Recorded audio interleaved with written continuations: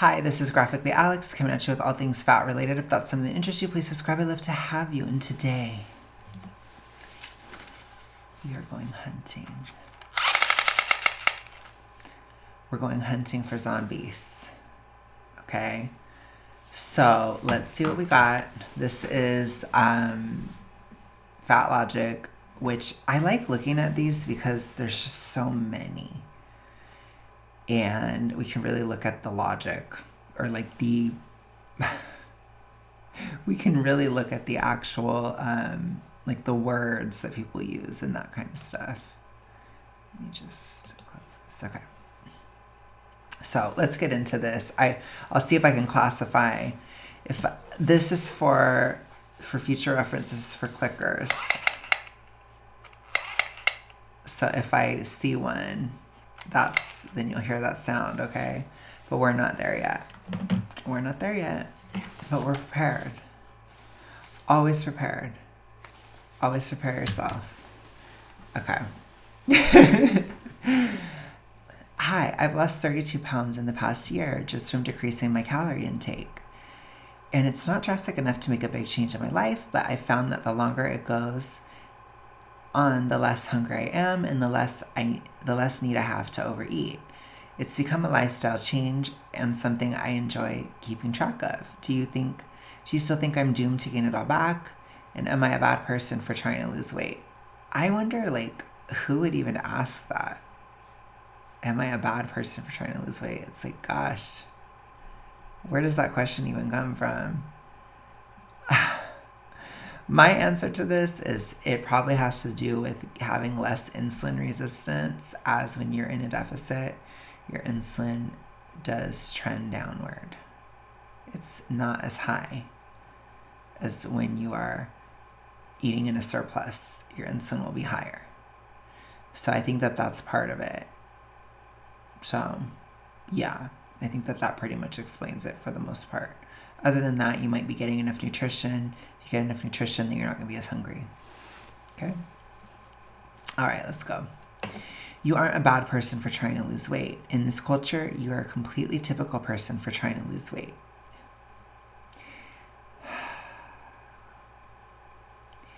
I'm not sure. This person's definitely TR with that, because that's not realistic. So I'm trying to decide between a stalker and a clicker right now, as far as The Last of Us is concerned. I also realize that most people believe that what you are doing is a healthy lifestyle change. But let me tell you a different story, one that's actually backed up by decades of science, and one that plays out for virtually everyone who diets to lose weight like you are doing. Your lack of hunger means that your metabolism is slowing in an attempt to survive your ongoing attempts to consume less energy than you truly need to survive. Over time, your body will continue to suppress essential life-preserving bodily functions to conserve energy. You will lose muscle mass as your body sheds metabolically costly functions to conserve energy. I already read that. Metabolically costly tissue in favor of growing the fat mass. I noticed that Britishy spelling. Interesting. Of growing the fat mass,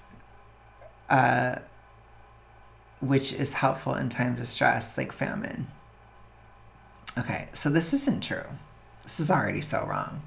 Like, if we're just going to talk about it purely metabolically or purely like scientifically, what this person is describing is if you are incredibly adrenal, which that could happen if you're super hypothyroid, you can become adrenal, because if you don't have thyroid hormone circulating or functioning well, then your body will use adrenaline to give you the energy that you need throughout the day. And that does burn through muscle quickly because it breaks down the muscle in your body to make sugar for the energy. And you lose less fat from adrenaline, although you don't lose none. That's not true. You still do. But that would happen if you have other metabolic issues, or if you are like overtraining, or if you're not eating enough. But a typical slight deficit is not going to do that, especially if you're exercising, you're working those muscles. Your body will see the utility in preserving them. Okay? You feel guilt and shame about your preoccupation with food and bouts of reactive eating. You may try to restrict more and experience depression or anxiety or ever worsening body image as you struggle to understand why you can't seem to control your urge to eat and why you're gaining weight despite feeling hungry all the time. Okay, so this is where we're describing the toxic ritualistic. So a lot of times within these E fall by letter Ds, people project. So they'll project that other people have it. And it's not always the case. So this person that's talking about it, they may not have it. But this person writing this comment probably does, because they're saying you will absolutely have this experience, which that's very black and white, which is not good. Like they'll say you may. But then they're like, you will feel shame and guilt about your preoccupation with food and bouts of reactive eating. Not necessarily, you know. This is describing these other issues. Even using the word control there is interesting. Eventually, your body will no longer be able to tolerate your reductive eating and will start sending urgent signals to eat. If you respond to these signals, which you should, people who don't respond to these signals become very sick or even die. They are called severe blanks. Then you may experience reactive eating as a result. You will feel ashamed of these so-called hinge episodes and may reduce even more as a consequence. So this is just somebody describing the TR. This is basically BINGE, the TR, toxic ritualistic. Okay. This is not something that happens to every single person that downsizes at all. This is something that this person is projecting onto everybody's experience. That's not true. So it's also somebody who is very, very, very hormonally dysregulated. So this person is describing a body that is very hypo, very insulin resistant, very adrenal type of person. You know, these hunger signals are not urgent. If it's urgent, you have a health issue, because your typical body hardware, it's slow. Like typically a person can go 12 weeks in a deficit without having that much of an issue, especially if it's not too much. You know, if it's like a reasonable limit, you can go 12 weeks without a single issue. Most people can. If you're having an issue within a day or something, it's like you're starving within a day. You're probably doing too much, or you have like insulin resistance or other issues, or you're hypo or whatever, which those are other health issues, which it's not like you should just ignore those health issues. They're there for a reason. A lot of times people have insulin resistance because they're not active. For example, if you're extremely sedentary, that will cause problems. And that will also cause muscle wasting. Duh. Okay. Anyways. So saying urgent, I'm like, that's dysregulation. That's somebody has like all these health complications, or they have a lot of comorbidities. So this is like a very big type of body for most people when you talk about something like that. Not your typical mid-size baddie that's just trying to downsize a little. It's usually not like that. Okay, let's see. Within 3 to 5 years, you'll have regained the weight you lost and probably more, as the adaptations your body made to survive have kept your metabolism low, and your continued efforts to control your weight have resulted in increasingly blanked eating patterns and a muscle to fat ratio that disproportionately favors fat. Okay.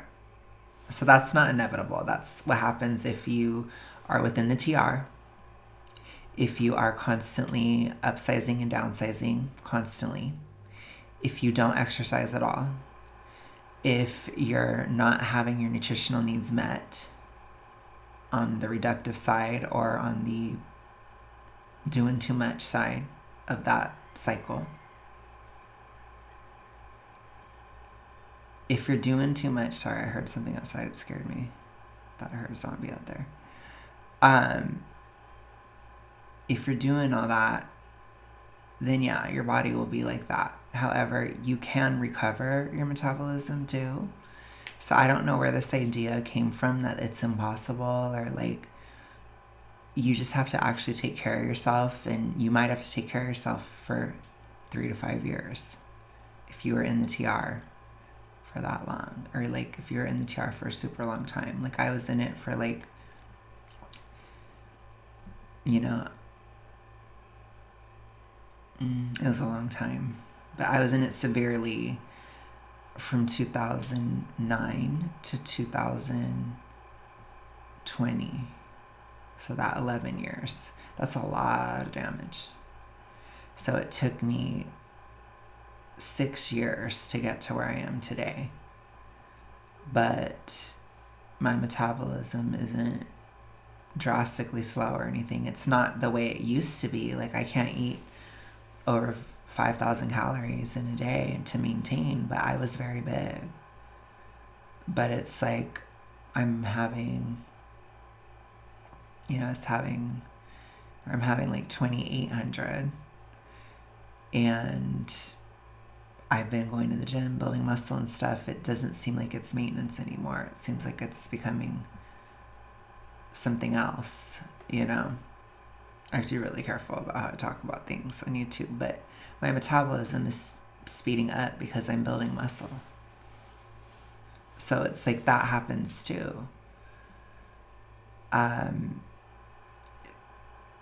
You know, I've been active. I've been increasing what I've eaten since October. It's now February. That's a few months. I still kept going to the gym the whole time. Things change. So from a muscle perspective, you can get your metabolism back, but also from a hormonal perspective, you can too. If you bring down inflammation, that will help. If you have like Hashimoto's, you can take medication. If you have hypothyroidism in general, that will bring it back. If you get rid of a fatty liver, that will help your metabolism. If you get rid of insulin resistance, that will help your metabolism. But you can do that. Most people can do that through exercise. So it's like there's a lot of stuff you can do, but it's just not instant.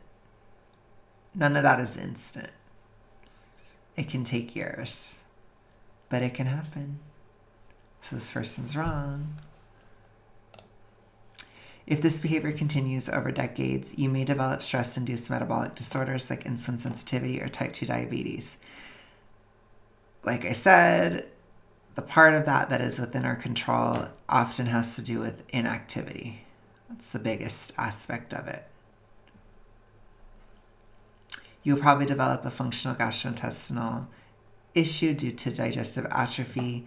You may develop cardiovascular disease because starved bodies consume heart muscle. So I find it interesting because a lot of this stuff happens in supermorbid obesity too. I don't know about the consuming heart muscle, but your heart doesn't work as well because your heart enlarges. So it doesn't pump as effectively. So I'm just saying. Talk to any fat person over the age of 40 and they will tell you the same story of decades of increasingly issued eating and declining mental and physical health. They have lived it, but you don't have to. So what is the point? I would say this person is a stalker. This person is not a clicker. So you just got to really watch out, you know. You got to be careful. with the stalkers. They're going to get you in the middle of the night. I'm just kidding. They crawl around like this. They're like, yuck, and then they moan. So that's what I'm hearing. I'm hearing, that's what I'm hearing when I read this. It's a stalker. So it's manipulative. This person's manipulating this other person. This person's trying to ensnare them within the TR, within fat acceptance, within all of it. So what is the purpose, or why are they a stalker? In my opinion, they're a stalker because they are using logic to do it, even though it's logic based on Delulu, or like a lack of context. So that lack of context, it's where they will take a certain aspect of reality and it shifts away. This is worse than like a runner. This is somebody that clearly has the issue because they talk about how they've done it and all this crap their whole life and all that. So they have the problem. So that's why I'm like, that's a stalker. So they're trying to use that, but it's extremely black and white. It's extremely like like I said, there's a lack of context there, or it's all manipulated. It's manipulative. That's what I was trying to say. It's very, very manipulative. So be careful with these types because their brains aren't completely dead, like a clicker. Can you see the clicker? That their brain is gone. I used to be a clicker, so I know what that's like.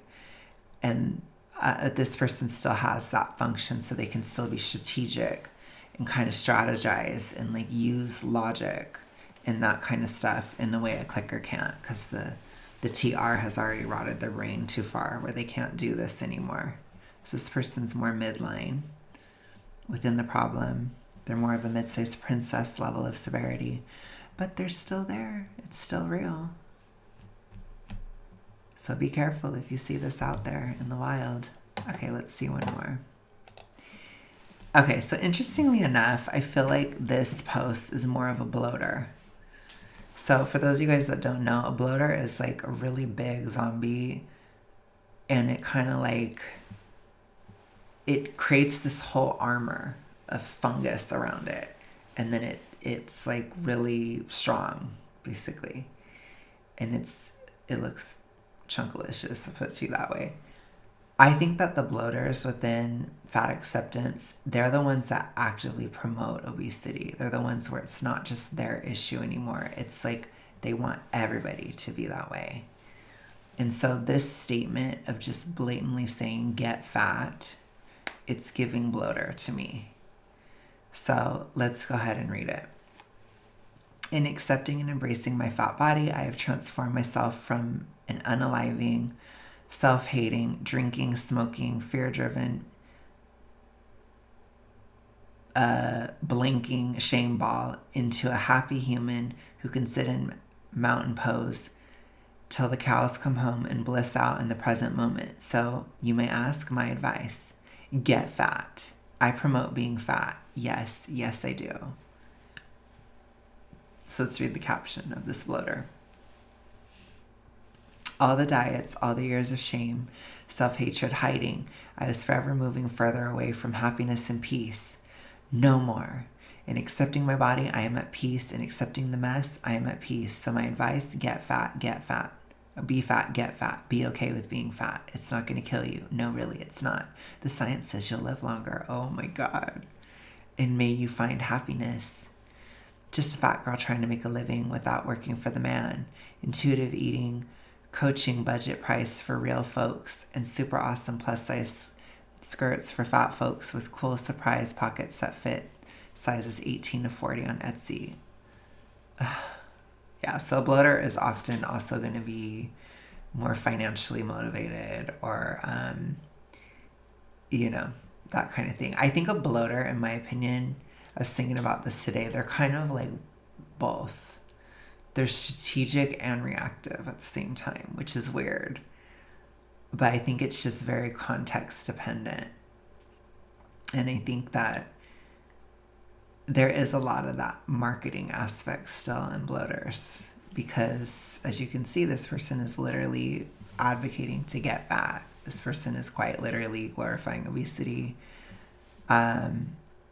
So what's the issue with it? Where's the zombification?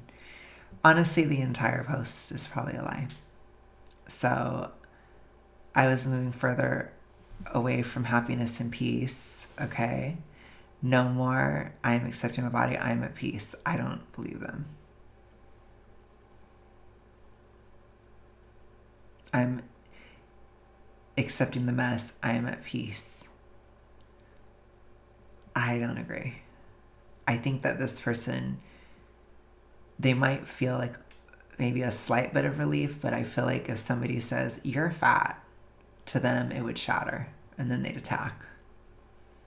Then you'd have to be like, you have to do that because they're going to come after you.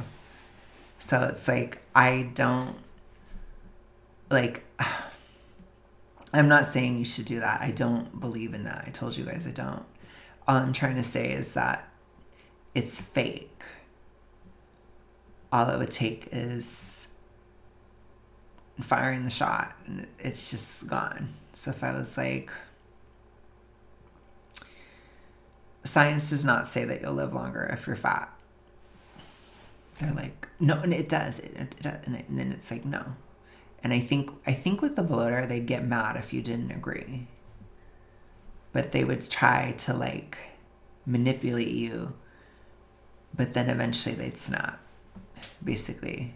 Because I think a good example of a bloater is Marissa Matthews. She's a great one.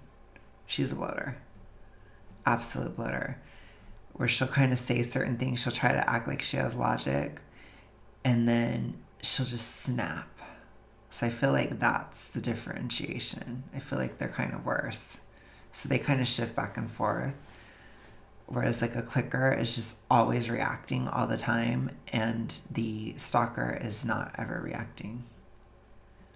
They're like they do attack, but they're like poised in their deception, basically. And I think a lot of stalkers try to use sexuality too. So I'm figuring it out. I'm still getting my theorem. I'm going to see if I can find one more. All right, because I got this, I have to. This is a clicker.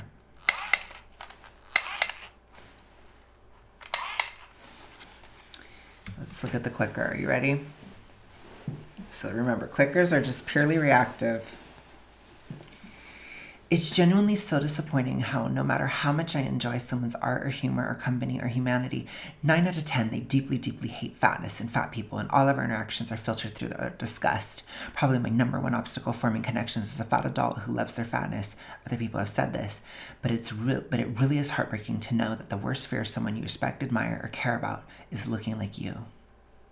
Okay, so you can hear that tone, right? That's that spiraling, like spiraling. And that type of person, it's like they're sitting in the corner. They're looking for something to be upset about. That is the clicker in general. I think I'm figuring it out as I go. I think that's what it is. I think I just might have clocked the T. So what it is, the stalker tries to manipulate you into it.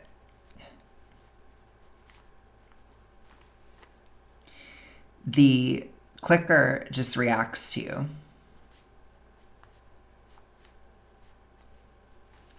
The bloater tries to actively recruit.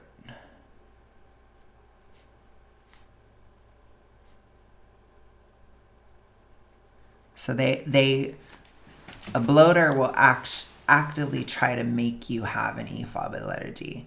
They will actively try to get you to gain weight. They will actively attempt to normalize EFOB by the letter D.